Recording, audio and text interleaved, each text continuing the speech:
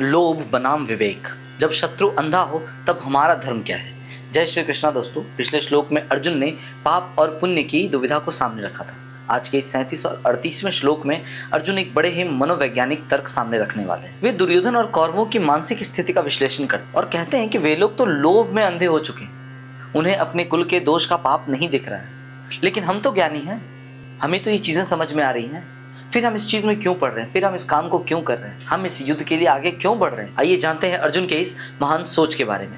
प्रथम अध्याय श्लोक नंबर 37 और 38। यद्यप्येते न पश्यन्ति लोभोपहत चेतसः कुलक्ष्य कृतं दोषं मित्रद्रोहे च पातकम् कथं न गेमस्माभिः पापादस्मान्निवर्तितुं कुलक्ष्य कृतं दोषं प्रपश्यद्भिः जनार्दन। यद्यपि लोभ में पड़े हुए ये सभी कौरव कुल के नाश से होने वाले दोष को और अपने मित्रों के साथ द्रोह करने वाले पाप को नहीं देख पा रहे, तो भी हे जनार्दन, हम तो इस चीज को देख पा रहे हैं, तो हम इस पाप से क्यों न बचें, हम इससे दूर क्यों नहीं हो सकते। लोभ से मारा गया विवेक।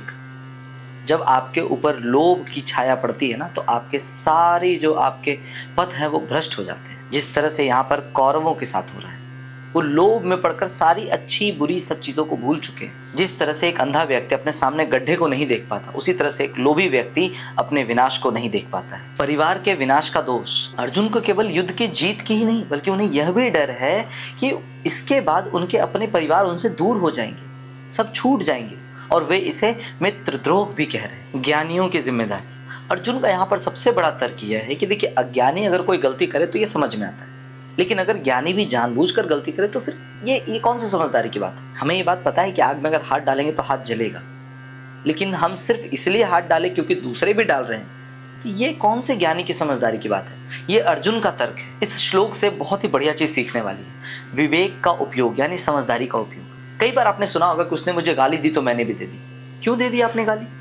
आपकी समझदारी कहाँ गई? ये जरूरी तो नहीं कि सामने वाला अगर आपको मार रहा हो, गाली दे रहा हो, तो आप भी उसको गाली दें। यहाँ अर्जुन सिखा रहे हैं कि दूसरे की बुराई को अपनी बुराई का आधार ना बनने दें, अपने विवेक से काम लें, अपनी समझदारी से काम, क्योंकि उसके दो शब्द बुरा कहने से आपके ऊपर कोई असर नहीं होगा, आपके जीवन में कोई प्रभाव नहीं पड़ेगा। लेकिन अगर आप इस तरह की चीजें करते, उससे आपका जीवन अव्यवस्थित होगा। उसका क्या है? उसका कुछ नहीं बिगड़ेगा। परिणाम का विचार। किसी भी लड़ाई झगड़े कानूनी चक्कर में पड़ने से पहले यह सोचें कि अंत में क्या बचेगा। क्या वह जीत परिवार के विनाश की कीमत के बराबर है? एक सच्चा लीडर वही है जो परिणाम के बारे में पहले सोच ले, यानी वो सारे कंडीशंस को पहले ही समझे, जो भीड़ के साथ बहने के बजाय यह सोचे कि भविष्य में इससे जो नुकसान होने वाले उससे कैसे बचा जाए, उस पाप से कैसे बचा जाए। अर्जुन का यह तर्क सुनने में तो बड़ा अच्छा लगता है कि ज्ञानियों को युद्ध से पीछे हट जाना चाहिए, लेकिन क्या युद्ध से पीछे हटने से विनाश रुक जाएगा, या फिर यह कायरता का नया रूप है? जानेंगे सारी बातें हम आगे आने वाले श्लोक में। यह भगवत गीता की सीरीज, जिसमें मैं प्रतिदिन एक वीडियो एक श्लोक के रूप में आप तक पहुंचा रहा हूं। मिलते हैं आपसे अगले श्लोक में। जय श्री कृष्णा, जय श्रीमन नारायण, जय श्री राधे।